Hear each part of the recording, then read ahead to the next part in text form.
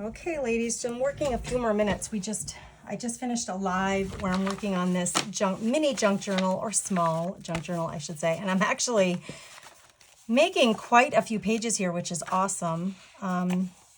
This started in the Craft Therapy Club. I was showing the ladies how to use your magazines, your junk mail to pull out design elements for your junk journals and for decorating your junk journals and making junk journal pages.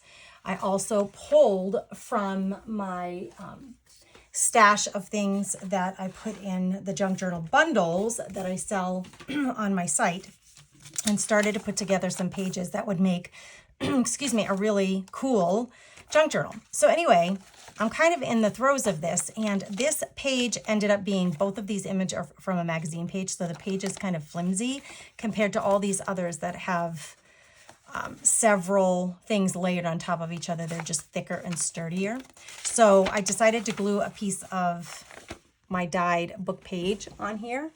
And here I have this, like, it's a door jamb, it looks like, next to this cupboard.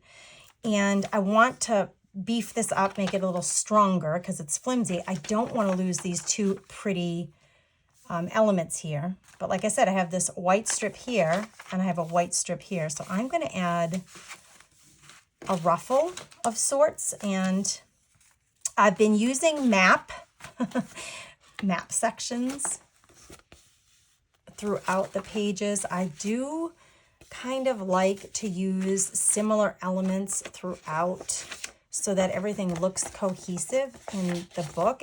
When I start using maps over and over again, so that it looks cohesive. So I took a strip of map and I'm going to make a little ruffle heel here. So I'm going to wet this with glue. Okay, I'm going to ruffle it from here. So I'm also going to wet the back of this with some glue. Oh, I should use the other side. It's prettier. It's okay. And then I'm going to show you. We're just going to like ruffle. Do this. We're going to crunch it up on itself a bunch of times. See this? It's just going to make a little decorative element here on the edge. I could have used a bigger strip of it, actually. So decorative element here on the edge. It's kind of interactive, or I shouldn't say, it's tactile, right? Because it has all these flaps. You can choose to glue those flaps down, or you can keep them up and chunky. I love chunky books, so I'm tempted to leave them up, but I'll just show you. You can just glue these down if you don't want them to be chunky. I kind of like them fluffing up because it adds some texture and makes it a little 3D rather than everything being completely flat. I'd like more of that. I would like more ruffle, please. Let's take another chunk and just do this.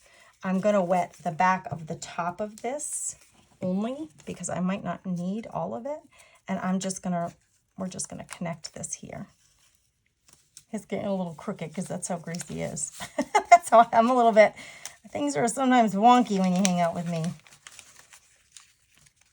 But it's going to cover, and then what I can do is just cut this off. I knew I didn't need all of it. All right, so there's a little ruffle page turner activity happening there, which I like.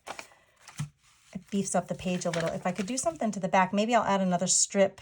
I could do another ruffle onto here. But you see what I'm trying to do is just give these pages a little more strength. Just a little tidbit of one way that you can strengthen your pages in your junk journals. Have a blessed day.